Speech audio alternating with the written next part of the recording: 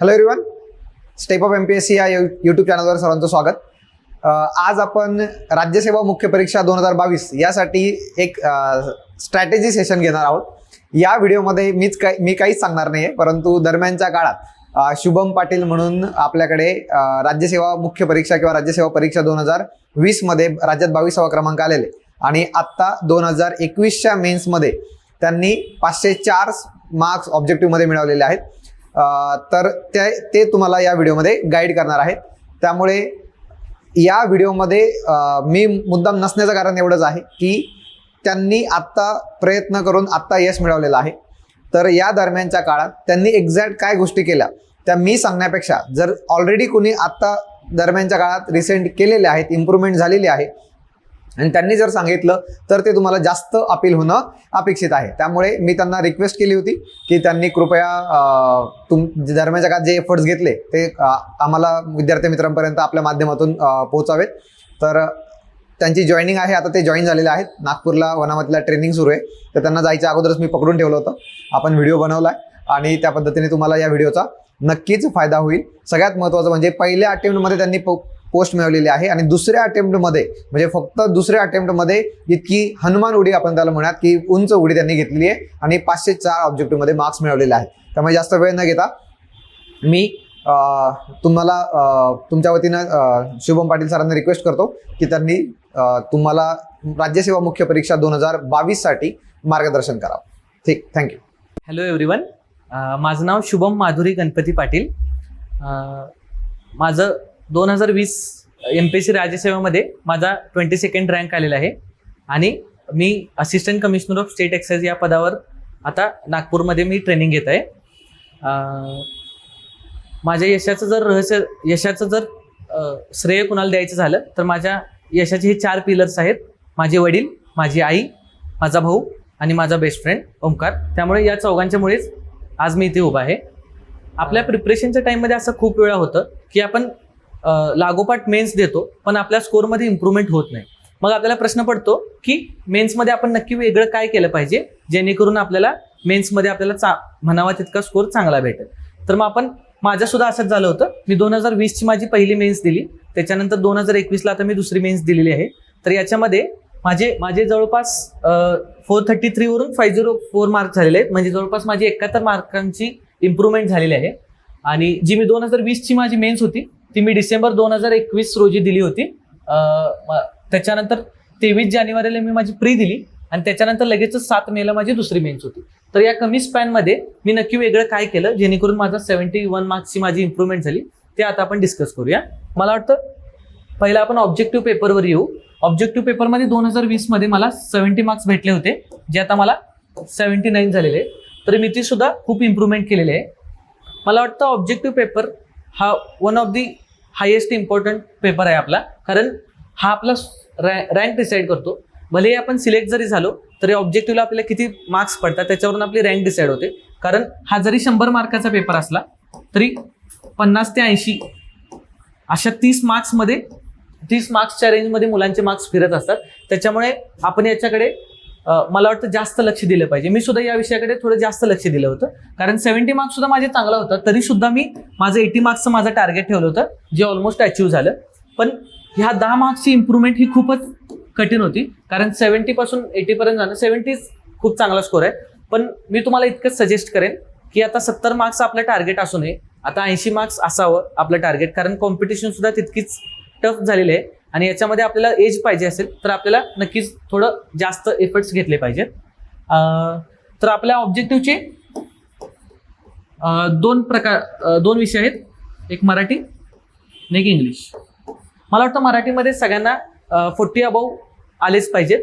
जर 40 अबाव 43 ते 45च्या आसपास आलेले मार्क्स हे मला वाटतं चांगले आहेत. 40 सुद्धा मला वाटतं थोडे कमीच आहेत. तर मराठीमध्ये मी इम्प्रूव्हमेंटसाठी यावेळी वेगळं केलं होतं की मी यावेळी आपण जनरली वोकॅब जे असं प्रिपरेशन आपलं करतो ते आपण इंग्लिशच्या संदर्भात करतो. मराठीमध्ये आपण वोकॅबलरीला हवं तितकं लक्ष देत नाही. त्याच्यामुळे मला वाटतं यावेळी मी वोकॅबला सुद्धा बऱ्यापैकी चांगलं प्रिपरेशन केलं होतं. आपल्याला वाटतं समानार्थी, विरुद्धार्थी आणि म्हणी आणि वाक्यप्रचार हे आपल्याला थोडे इझी जातील ऑप्शनमधून आपण सिलेक्ट करू शकू. पण मला वाटतं याच्या बाहेर आपण आता विचार केला पाहिजे, कारण व्होकॅब्युलरीमध्ये सुद्धा मी मराठी म्हणी, मराठी वाक्यप्रचार हे चांगले केले होते आणि त्याचा मला फायदा झाला. तर मला वाटतं मराठीमध्ये याच्याकडे सुद्धा आता तितकंच लक्ष दिलं पाहिजे. आणि जो कन्व्हेन्शनल पार्ट आहे तो तर आपल्याला आउट ऑफ आउट आलाच पाहिजे. मला वाटतं हे जर आपण ओव्हरऑल जर याच्यामध्ये बॅलन्स करू शकलो तर आपल्याला मराठीमध्ये चांगला स्कोर येऊ शकतो. आणि सेकंडली इंग्लिशमध्ये मी व्होकॅबसाठी माझ्या जे प्रिव्हियस इयर जी व्होकॅब्युलरी पडली होती ती एकदमच तोंडपाठ करून घेतली होती. कारण आपण इंग्लिशमध्ये पाहू शकतो खूप सारी व्होकॅब ही प्रिव्हियस इयरला जी पडली होती ती रिपीट होण्याचे चान्सेस असतात. ॲटलिस्ट आपली ती तर नक्कीच चुकू नये. आणि प्लस मी याच्यामध्ये थोडी एनरिचमेंट केली होती. तर मला वाटतं या 2 गोष्टींच्यावर जास्त काम केल्यामुळे माझा 70 to 80 स्कोर कव्हर झाला. कारण 70 मार्क्स मला भेटले होते म्हटलं माझा कन्व्हेन्शनल पार्ट चांगला होता हे मला कळालं होतं. फक्त आता जे आपल्याला ॲडिशनल एफर्ट्स घ्यायचे ते व्होकॅब्युलरीमध्ये घ्यायचे हे मला कळून चुकलं. त्याच्यानंतर मी ज्यावेळी ते घेतले त्यावेळी मला माझ्या मनासारखं स्कोर अचीव्ह झाला. आणि मला सुद्धा वाटतं आपण सगळ्यांनीच 80 मार्काचं टार्गेट हे ठेवलंच पाहिजे. आता आपण GS1 कडे वळू. GS1 मध्ये माझा 98 वरून जवळपास 116 इतका स्कोर इम्प्रूव्ह झालेला आहे. 116 म्हणजे GS मध्ये खरंच मला सुद्धा अनपेक्षित होतं. पण मला वाटतं आता GS1 2019 पर्यंत जसा GS1 राहिला होता तसा आता राहिला नाही. आधी 90 अबाव जरी आले तरी आपल्याला चांगला स्कोर मानला जायचा. पण मला आता असं वाटतं की GS1 मध्ये आपण 100 अबाव नक्कीच पाडले पाहिजेत. कारण पेपर सुद्धा या 2 वर्षी आपण जर पाहिले तर थोडंफार सोपं आलेलं आपल्याला आढळून येतो. मग याच्यामध्ये मेनली 3 पार्ट होते.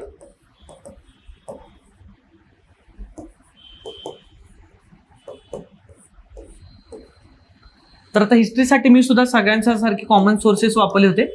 समाधान महाजन सरांचं पुस्तक, त्याच्यानंतर माझ्या ग्रोवरच्या माझ्या स्वतःच्या नोट्स होत्या. आणि प्लस मी टेलिग्रामवर ज्यावेळी सुद्धा मी चहा वगैरे प्यायचो, ज्यावेळी बाहेर असायचो त्यावेळी मला टेलिग्रामवर हिस्ट्रीचे MCQ सोडवायची आवडच तयार झाली होती. त्याच्यामुळे मला हिस्ट्रीला थोडा फायदा झाला. तर हे सुद्धा मी सगळ्यांच्या सारखेच वापरले होते. त्याच्यामुळे हिस्ट्रीला असा माझा इतका असा सगळ्यांच्यापेक्षा चांगला आहे असं नाही. जनरली जर सगळ्यांचा येतो तितकाच आहे. पण जर इतका डिफरन्स जर मी अचीव्ह केलं तर ते फक्त या 2 विषयांच्यामुळे, जिओग्राफी आणि ॲग्रिकल्चर. मला वाटतं जिओग्राफीमध्ये सगळ्यांनीच आपलं आउट ऑफ आउटचं टार्गेट ठेवलं पाहिजे. कारण आपल्याला जिओग्राफी सारखा स्टॅटिक सब्जेक्ट दुसरा कुठला सापडणार नाही. कारण याच्यामध्ये करंट रिलेटेड काहीच नाही. आपल्याला पुस्तक दिलेलं आहे त्याच्यामधूनच भरपूर सारे क्वेश्चन येतात. जर आपण ते केले, इथे सुद्धा मी बऱ्यापैकी जे सगळे वापरतात तेच पुस्तक वापरलं होतं. पण इथे मी एक चांगली हॅबिट डेव्हलप केली होती की मी ज्यावेळी पण सपोज आता एखादा टेबल पाठ करायचा असेल, नद्या आहे त्याच्या उपनद्या कोणत्या, त्यांच्यावर धरणे कोणते आहेत, त्या धरणांच्या जलाशयाचं नाव काय आहे, असे टेबल वगैरे जे असायचे त्याचा मी मोबाईलवर फोटो काढायचो. आणि मी ज्यावेळी बाहेर असायचो लायब्ररीच्या त्यावेळी मी ती टेबल बाय हार्ट करायचा प्रयत्न करायचो. तर त्याचा मला वाटतं मला इथे जास्त फायदा झाला की जिओग्राफीमध्ये जर कोणत्या नदीच्या धरणाविषयी किंवा कोणत्या पर्वताच्या उंचीविषयी जर क्वेश्चन आला तर माझा कधी तो चुकला नाही. कारण मी ते बऱ्यापैकी माझा मोबाईलवरच चांगला सराव करून घेतला होता. तर मला वाटतं तुम्ही सुद्धा ही चांगली हॅबिट मला वाटतं लावून घेतली तरी तुम्हाला सुद्धा नक्कीच फायदा होईल. आणि सगळ्यात मोस्ट इम्पॉर्टंट टॉपिक म्हणजे ॲग्रिकल्चर, जो सगळ्यात आपण निग्लेक्ट करतो. मला वाटतं या विषयामध्येच मी थोडी जास्त इम्प्रूव्हमेंट केली जेणेकरून मला इतका चांगला स्कोर आला. मी याच्यामध्ये माझं कात्यायनचं जे पुस्तक होतं ते बेस बुक बनवलं होतं. पण मला लक्षात आलं की कात्यायनमध्ये सगळेच्या सगळे 30 क्वेश्चन हे कात्यायनमधूनच पडतील असं काही नाही, खूप सारे क्वेश्चन बाहेरूनच पडतील. मग मी काय केलं, एक प्रवीण चोरमले सरांचं पुस्तक होतं GS1 चे काहीतरी PYQ त्याच्यामध्ये एक्सप्लेन केले होते. तर मी ते बुक मार्केटमधून आणलं होतं आणि त्याच्यामधले फक्त जे ॲग्रीचे PYQ होते तर त्यांनी कसं केलं होतं, एक PYQ आहे सपोज ही इन्स्टिट्यूट कोणत्या ठिकाणी आहे असं जर MPSCने क्वेश्चन विचारला असेल तर त्यांनी त्याच्या एक्सप्लेनेशनमध्ये बाकीच्या ज्या ॲग्रिकल्चरशी रिलेटेड इन्स्टिट्यूट आहेत ते कोणत्या शहरात आहेत आणि ते कशाशी फेमस आहेत तर याचं त्यांनी खाली एक्सप्लेनेशन दिलं होतं. तर मी ते PYQचं चांगलं ॲनालिसिस करून मला वाटतं ती PYQवर माझी चांगली कमांड बसली होती ॲग्रीच्या, जेणेकरून मी ॲग्रीमध्ये मला वाटतं मी सगळ्यात जास्त एफर्ट्स घेतले आणि त्याचा मला रिझल्ट सुद्धा भेटला. माझे 30 पैकी जवळपास मला वाटतं 28 क्वेश्चन माझे ॲग्रीचे बरोबर आलेले. तर मला वाटतं हा विषय मला वाटतं GS1 मध्ये तुम्हाला चांगला स्कोर मिळवून देऊ शकतो. कारण हिस्ट्री जिओग्राफी आपण प्रिलिम्समध्ये सुद्धा तितकाच चांगला करतो, पण ॲग्री हा खास मेनसाठी बनलेला आहे. तर मला वाटतं तुम्ही इथं जास्त एफर्ट्स घेतले पाहिजे जेणेकरून तुमचा GS1 मध्ये सुद्धा चांगला स्कोर डेव्हलप होईल. आता आपण GS2 कडे येऊ. मला वाटतं हा असा पेपर आहे जो सर्वांचा आवडता पेपर आपण म्हणू शकतो, कारण खूप जणांना इथे चांगले मार्क्स येतात. पण 2020 आणि 21चे मला वाटतं GS2 चे पेपर यावेळी थोडे अवघड आले होते. त्याच्यामुळे मला वाटतं 100च्या वर जाणं सुद्धा मुलांना कठीण झालं होतं. 2019 पर्यंत GS2 ला मला वाटतं 100च्या वर बऱ्यापैकी टॉपर्सना मार्क्स असायचे, जे की आता यावेळी घडलं नाही. तर GS2 ला मला पहिल्या पेपरला 104 होते, जे 109 झाले. म्हणजे थोडीफार इम्प्रूव्हमेंट तर नक्कीच झाली. पण याच्यामध्ये मला वाटतं मी खाटेकर सरांचं पुस्तक हे माझं बेस्ट बुक होतं. पॉलिटी 2 साठी आपण सगळ्यात पहिला बघू. तर खाटेकर सरांचं पुस्तक हे माझं बेस्ट बुक होतं. त्याच्यानंतर अध्ययनच्या पुस्तकातून मी थोडी एनरिचमेंट केली होती. तिथे पब्लिक ऍडमिनिस्ट्रेशन वगैरे काही टॉपिक जे चांगले दिले होते तर ते सुद्धा मी वाचले होते. आणि ऍक्टच्या मी माझ्या मायक्रो नोट्स म्हणजे एक ऍक्ट मी माझ्या 2 पेजमध्ये बसवायचो आणि तो मोबाईलवर फोटो काढून घ्यायचो. आणि तो फोटो काढल्यानंतर लायब्ररीच्या बाहेर मी ते ऍक्ट बऱ्यापैकी रिव्हिजन मारून घ्यायचो, जेणेकरून मला फायदा असा झाला की लायब्ररीमध्ये माझा वेगळा जरी अभ्यास चालू असला तरी लायब्ररीच्या बाहेर मी जिओग्राफीचे टेबल्स नाही तर ऍक्ट वगैरे वाचून घ्यायचो. तिथे माझा पॅरलली वेगळा अभ्यास चालू असायचा. मग मला वाटतं त्यामुळे माझी अभ्यासाची गती सुद्धा भरपूर होती. तर मला वाटतं तुम्ही सुद्धा असं करू शकता, कारण हा ऍक्ट असा टॉपिक आहे जो आपल्याला आउट ऑफ आउट म्हणजे मला वाटतं हा ऍक्च्युली पोस्ट आपल्याला डिसाईड करून देऊ शकतो ऍक्टचा टॉपिक. कारण यावेळी मला वाटतं 30 क्वेश्चन आले होते, माझे 30च्या 30 बरोबर आले होते. आणि याचं रहस्य म्हणजे मी फक्त माझ्या मायक्रो नोट्स इतक्या वेळा रिव्हिजन केल्या होत्या की सपोज एक ऍक्टवर कोणताही क्वेश्चन विचारला की हे कोणत्या सेक्शनमध्ये आहे, तर जरी मला माहित नसलं तरी मला बाकीच्या मध्ये ऑप्शनमध्ये जे सेक्शन दिलेले आहे ते मला माहिती होते की कशाचे, जेणेकरून मला एलिमिनेट चांगलं करता यायचं. मग मला वाटतं ऍक्टवाला टॉपिक तुम्ही मला वाटतं जास्त एफर्ट्स दिले पाहिजेत. तर पॉलिटी 2 साठी हे 3 सोर्सेस मी चांगल्या रीतीने वापरले होते. आणि त्याच्यानंतर मला वाटतं जो पॉलिटीचा स्टॅटिक कन्व्हेन्शनल पार्ट आहे जो आपण लक्ष्मीकांतमधून कव्हर करतो, तर याच्यामध्ये मी थोडे चेंजेस केले होते. मला असं वाटलं की लक्ष्मीकांत रिव्हिजन करणं थोडं मला अवघड जात आहे, कारण खूप दिवस हे जात होते. आपल्याला मेन्समध्ये थोडे कमी दिवस असतात, खूप सारे विषय असतात. मग मी काय केलं होतं, कोळंबे सरांचं आपलं जे पुस्तक आहे तर मी ते वापरायचो, जेणेकरून कोळंबे सरांचं पुस्तक वापरल्यामुळे माझं ते फास्ट रिव्हिजन व्हायची आणि त्याच्यामुळे मला खूप सारा टाइम वाचायचा जो मी दुसरीकडे युटिलाइज करू शकत होतो. तर मला वाटतं तुम्ही ही ट्रिक वापरू शकता. पण याचा तोटा असा होतो की लक्ष्मीकांत थोडे जास्त इलॅबोरेट आहे, त्यामुळे एखादा क्वेश्चन हा लक्ष्मीकांतमध्ये असतो आणि कोळंबेमध्ये नसतो. पण ते जितका आपला टाइम वाचतो त्या मानाने तो क्वेश्चन आपण नक्कीच दुसरीकडे कम्पेन्सेट करू शकतो. मग मला वाटतं तुम्ही तो एक करू शकता. त्याच्यानंतर पॉलिटीविषयी सांगायचं झालं तर दुसरा एक महत्त्वाचा टॉपिक राहतो तो पंचायत राज. पंचायत राज विषयासाठी मी लवटे सरांचं पुस्तक वापरलं होतं, जे की मला वाटतं मी फक्त एकदा ते दोनदा रिव्हिजन केली होती. कारण मला वाटतं पंचायत राज विषयी जर तुम्ही PYQ जास्त चांगल्या रीतीने हाताळले तर तुम्हाला लक्षात येईल की सपोज आता पंचायत राजमध्ये होतं असं की जसे जसे डिसिजन थोडे जास्त बदलत राहतात हायर लेवलला. जसे की सरपंच हे पद कधी डिरेक्टली इलेक्टेड असायचं, कधी सदस्यांच्यातून निवडी व्हायच्या, कधी नगराध्यक्ष हे पद डिरेक्टली इलेक्ट असायचं, कधी लोकांच्याकडून निवड असायची. तर त्याच्यानंतर कधी महापालिकेची सदस्य संख्या 2 असायची, कधी 4 असायची, कधी 1 सदस्यीय नगरसेवक असायचे. तर मला वाटतं हे जे डिसिजन चेंज होत राहतात त्यानुसार त्यांचा अविश्वास प्रस्ताव सुद्धा चेंज होतो. जे की सदस्य जर सरपंच डिरेक्टली इलेक्टेड असेल तर अविश्वास प्रस्ताव थोडा अवघड असतो, आणि सरपंच जर सदस्यांच्यातून निवडून आला असेल तर अविश्वास प्रस्ताव थोडा वेगळा असतो. तर त्याच्यामुळे मला वाटतं हा जो पार्ट आहे जो सतत बदलत असतो त्याच्यावर थोडे कमी क्वेश्चन येतात, कारण तो डिसिजन कधीही बदलू शकतो. पण जो ऍडमिनिस्ट्रेटिव्ह लेवलचा जो पार्ट आहे म्हणजे जो ग्रामसेवक, BDO, CEO, जर हे पार्ट आहे स्थायी समितीची रचना, जर हे पार्ट आहे तर हे मात्र स्टॅटिक आहे. मग मला वाटलं की हे जर पार्ट आपण चांगले केले तर याच्यावर क्वेश्चन यायचे प्रमाण जास्त आहे. त्याच्यामुळे मी फक्त या विषयांच्यावर थोडं जास्त लक्ष दिलं होतं. तुम्ही सुद्धा तसं नक्कीच करू शकता. तर त्याचा एक मला फायदा झाला होता. आणि याच्यामध्ये आपण एवढं लक्षात ठेवू शकतो की आपल्याला जितकं PYQ चा यूज करता येईल तितकं आपल्याला करायचं. तर हे जर मला कळलं ते फक्त PYQ मुळे की जास्त क्वेश्चन हे कोणत्या टॉपिक मधून येते, तर तुम्ही सुद्धा PYQचा तितक्यात चांगला यूज केला पाहिजे, जेणेकरून त्याच्यामुळेच माझा GS2 ला इतका कन्सिस्टंटली चांगला स्कोर येत होता. आता आपण GS3 कडे वळू. मला वाटतं GS3 ला मला थोडा सुरुवातीला हा टॉपिक थोडा अवघड जायचा, कारण मला स्कोर सुद्धा 83 आला होता. पण 83 वरून मी आता 106 वर गेलेलो आहे.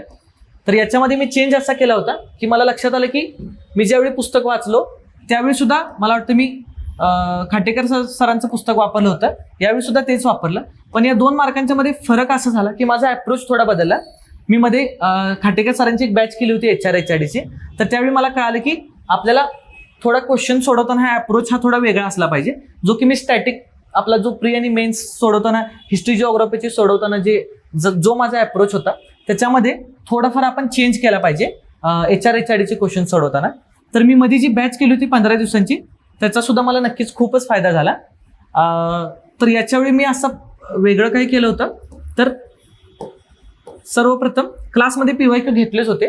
मी सुद्धा PYQचे अनालिसिस केलं आणि मला असं आढळून आलं की खूप सारे क्वेश्चन जे आपल्याला माहीत नसतात, तुमच्या बाबतीत सुद्धा असं होईलच की आपल्याला खूप सारे क्वेश्चन हे माहीतच नसतात, पण तिथं आपल्याला ऑप्शन तर कोणता तरी टिक करायचाच आहे. तर मग तो टिक करताना आपण कोणकोणते फॅक्टर लक्षात घेतले पाहिजेत, तर मला वाटतं त्याच्यावर आपण जास्त काम केलं पाहिजे. आणि ते जर सगळ्यात जास्त मला वाटतं तुम्हाला चांगलं शिकवू शकतात तर ते PYQ शिकवू शकतात.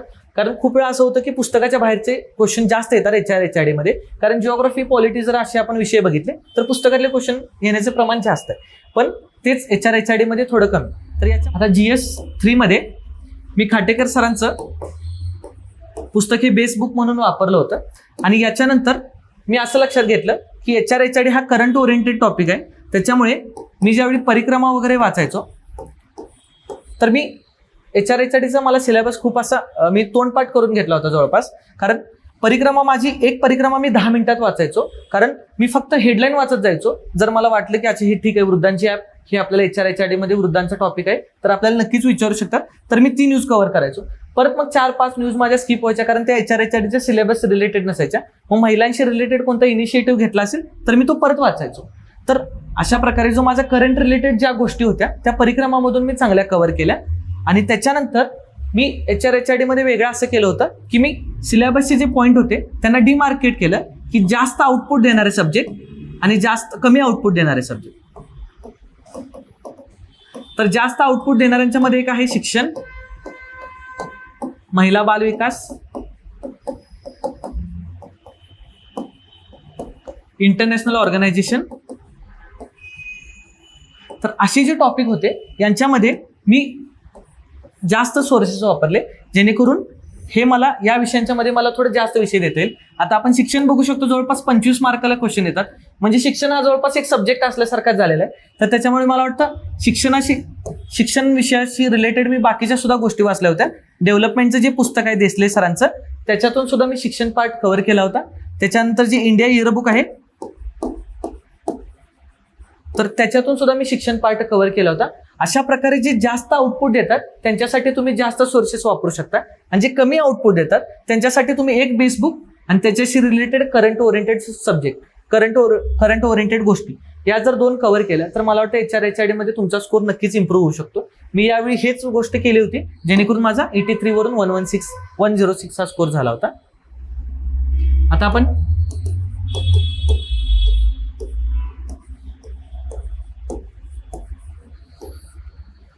GS4 विषयी बोलू. GS4 ला मला पहिल्या अटेम्प्टला 76 होते, जे की आता 94 झाले. याच्यामध्ये 94 सुद्धा मला वाटतं तितका समाधानकारक स्कोर नाहीये, पण तरी सुद्धा यावेळी पेपर हार्ड असल्यामुळे मला वाटतं मी नक्कीच खुश आहे माझ्या या स्कोरवर. तर 76 वरून 94 जाण्यासाठी मी यावेळी काय केलं होतं की इकॉनॉमिक्स आपण जर बघितलं तर आपल्याला लक्षात येतं की इकॉनॉमिक्स जसं लक्ष्मीकांत जसं जिओग्राफीसाठी सौदे आहे, जसं पॉलिटीसाठी लक्ष्मीकांत आहे, तसं इकॉनॉमिक्ससाठी असं ऑथेंटिकेट बुक अजून तरी मला वाटतं मार्केटमध्ये आलेलं नाहीये. नक्कीच हे देसले सरांचं एक पुस्तक आहे आणि कोळंबे सरांचं एक पुस्तक आहे. मला वाटतं हे 2 पुस्तक इकॉनॉमिक्सशी रिलेटेड आहेत. तरी सुद्धा जर आपण MPSCचे क्वेश्चन बघितले तर आपल्याला लक्षात येतं की इकॉनॉमिक्समध्ये आउट ऑफ बुक क्वेश्चन येण्याचं प्रमाण जास्त आहे. तर याच्यासाठी मी काय केलं होतं, एक चोरमाले सरांचं जे GS4ची रिलेटेड बुक होतं PYQचं, तर ते मी आणलं होतं. आणि त्याच्यामधून जे इकॉनॉमिक्सचे असे टॉपिक आहेत जे या पुस्तकातून कव्हर होत नाहीत, जसं की सहकार आहे, ॲग्रो इकॉनॉमिक्स आहे. तर हे जे टॉपिक होते तर यांचं मी काय करायचो, PYQचे एक्सप्लेनेशन, जसं आता सहकारशी रिलेटेड कोणती कमिटी असेल तर तिथं PYQच्या खालीच त्यांनी बाकीच्या कमिट्यांची कामे वगैरे दिली होती. अजून एक यातला महत्वाचा टॉपिक म्हणजे थिंकर्स. GS4 मध्ये इकॉनॉमिक्सचे रिलेटेड जे थिंकर्स आहेत त्यांच्यावर सुद्धा खूप सारे क्वेश्चन येतात जे की मुलं टॅकल करू शकत नाहीत. मला सुद्धा खूप अवघड जायचं. तर याच्याशी रिलेटेड मी जे PYQ होते, जे चोरमले सरांच्या पुस्तकात दिले होते ते वाचले. सपोज ही थिअरी कोणत्या थिंकरचे असे जर आले असेल तर ती थिअरी खाली एक्सप्लेनेशनमध्ये जर त्यांनी एक्सप्लेन करून दिलेली असायची आणि बाकीचे थिंकर सुद्धा त्याच्याशी रिलेटेड दिलेले असायचे, तर मी त्याच्यातून माझे थिंकर कव्हर झाले. तर मी याच्यासाठी हा अप्रोच वापरला होता की जास्त करून PYQची एक्सप्लेनेशन बघणे, जे टॉपिक पुस्तकात कव्हर झालेले आहेत आणि जे टॉपिक पुस्तकांच्या मध्ये चांगले कव्हर झाले ते मात्र मी माझ्या त्याच्या मायक्रो नोट्स बनवून ठेवल्या होत्या, जेणेकरून एक्झामच्या शेवटच्या दिवशी मला त्या वाचता येतील. तर मला वाटतं इकॉनॉमिक्समध्ये नोट्स काढणं हे जास्त गरजेचं आहे, कारण जर आपण ही पुस्तक वगैरे बघितले तर खूपच जास्त बल्की आहेत. एका रिव्हिजनमध्ये मला वाटतं रिव्हिजन करायला थोडं पुस्तक अवघड आहे. तर जर आपल्या स्वतःच्या जर नोट्स असतील तर मला वाटतं GS4 मध्ये आपल्याला इकॉनॉमिक्समध्ये नक्कीच फायदा होऊ शकतो. आणि GS4 मध्ये दुसरा महत्त्वाचा टॉपिक म्हणजे सायन्स अँड टेक. तर सायन्स अँड टेकसाठी मी भस्के सरांचं पुस्तक वापरलं होतं. आणि ॲक्च्युली माझं बॅकग्राऊंड सुद्धा माझं फिजिक्स आणि केमिस्ट्रीमध्ये मला 12th ला सुद्धा 95 होते. तर माझं थोडं सायन्स बॅकग्राऊंड असल्यामुळे मला थोडा फायदा व्हायचा सायन्स अँड टेकमध्ये. तर भस्के सरांच्या पुस्तकातून सुद्धा मी बऱ्यापैकी सायन्स अँड टेक कव्हर केलं होतं आणि प्लस आपल्या PYQची त्याला जोड दिली होती. त्याच्यामुळे माझा GS4 मध्ये सुद्धा चांगला स्कोर इम्प्रूव्ह झाला. तर हे सर्व पेपर झाल्यानंतर ना मला वाटतं आपण एक जर ओव्हरऑल रिव्ह्यू घेतला तर मी असं सांगू शकतो की मला वाटतं पहिल्या मेन्सवर मी जितका PYQचा यूज केला होता तो समाधानकारक नव्हता आणि दुसऱ्या मेन्सला मात्र मी PYQचा खूपच जास्त उपयोग करून घेतला होता, त्याचा मला फायदा झाला. सेकंडली यावेळी मला सिलेबस तसा तोंडपाठ होता, कारण मला वाचताना मला लक्षात यायचं की आपल्याला कोणकोणते पॉईंट वाचायचे आहेत, आपल्याला कोणकोणते पॉईंट जास्त मार्क्स देणार आहेत. तर मला वाटतं सिलेबस आणि PYQ या दोन गोष्टी. त्याच्यानंतर मला वाटतं इनपुट आउटपुट रेशो. यावेळी मी इनपुट आउटपुट देणारे जास्त टॉपिक कोणते आहेत, आउटपुट कमी देणारे टॉपिक कोणते आहेत याचं चांगलं डिमार्केशन केलं होतं सेकंड मेन्सला, त्याचा सुद्धा मला फायदा झाला. तर मला वाटतं अशा ज्या गोष्टी आहेत. त्याच्यानंतर सगळ्यात महत्त्वाचं म्हणजे अप्रोच. हा मला वाटतं मेन्स क्लिअर होण्याची सगळ्यात मोठी चावी आहे आपला अप्रोच. कारण खूप वेळा असं होतं की आपण अभ्यास केल्यानंतर ना 100 पैकी ज्याचा जास्त अभ्यास असतो त्याला 45 क्वेश्चन येत असतात, ज्याचा कमी अभ्यास येतो त्याला 35 क्वेश्चन येत असतात, ज्यांचा काहीच अभ्यास नसतो त्यांना 25 पर्यंत येत असते. तर इथून जो पुढचा जो टप्पा आहे, जे आपल्याला जवळपास 60 क्वेश्चन जे आपल्याला माहीत नसतात, जे आपल्या पुस्तकात सापडत नाहीत, तर ते आपण कसे सोडवतो मला वाटतं त्याच्यावर आपला जास्त रँक डिपेंड असतो. आणि हे जर 60 क्वेश्चन सोडवायचे असतील तर आपला अप्रोच हा आपण बदलला पाहिजे. आणि जर हा अप्रोच आपल्याला चांगला डेव्हलप करायचा असेल तर सगळ्यात मोठे 2 शिक्षक म्हणजे PYQ आणि सिलेबस. जर तुम्ही याचा जर कॉम्प्लिमेंटरी यूज चांगला केला तर मला वाटतं आपल्याला नक्कीच मेन्समध्ये चांगला उपयोग होऊ शकतो. आता आपण आपली स्ट्रॅटेजी बघितली, त्याच्यानंतर आपले बुक्स सुद्धा बघितले की आपल्याला कोणते बुक्स आपण चांगले उपयोगात आणू शकतो. तर अजून एक आपल्या प्रिपरेशनच्या टाइममध्ये जर आपण कुठे आहोत हे आपल्याला चेक करायचं असेल तर सगळ्यात चांगला मार्ग म्हणजे टेस्ट सिरीज सोडवल्यानंतर आपल्याला लक्षात येतं की आपल्याला कोणत्या विषयाचा जास्त अभ्यास करणं गरजेचं आहे, कोणत्या विषयाचा आपला अभ्यास चांगला झालेला आहे. तर हे जर आपल्याला चांगलं मला वाटतं कोण सांगू शकत असेल तर टेस्ट सिरीज. म्हणून टेस्ट सिरीज सॉल्व्ह करा. आणि मला वाटतं आता 501 जागा आलेल्या आहेत, अजून जर वाढल्या तर नक्कीच आनंद आहे. त्यामुळे मला वाटतं जर 70-72 मार्क जर 3 महिन्यात वाढवू शकलो असेल तर तुम्ही तर 5 महिन्यात यावेळी मेन्सला, तर मला वाटतं 5 महिन्यात तर आपण 200 मार्क 300 मार्क आपण शून्यापासून कुठं सुद्धा जाऊ शकतो. त्याच्यामुळे मला वाटतं हा जो ऑब्जेक्टिव्ह देणार आहेत, जे खास ऑब्जेक्टिव्ह देणार होते त्यांच्यासाठी हा शेवटचा अटेम्प्ट असेल. त्याच्यामुळे मला वाटतं हा अटेम्प्ट जसा शेवटचा जर आपण म्हणत असेल तर त्याप्रमाणे आपण एफर्ट्स घेणं सुद्धा तेवढंच गरजेचं आहे. आणि त्यामुळे माझ्याकडून तुम्हाला पुढच्या मेनसाठी खूप खूप शुभेच्छा. जर माझा व्हिडिओ तुम्हाला थोडा जरी आवडला असेल, तुम्हाला त्याचा अभ्यासात थोडा जरी फायदा झाला तर मी स्वतःला खूप नशीबवान समजेल. जर माझा हा व्हिडिओ आवडला तर नक्कीच आपल्या मित्रांना शेअर करा. तुम्हाला परत एकदा ऑल द बेस्ट.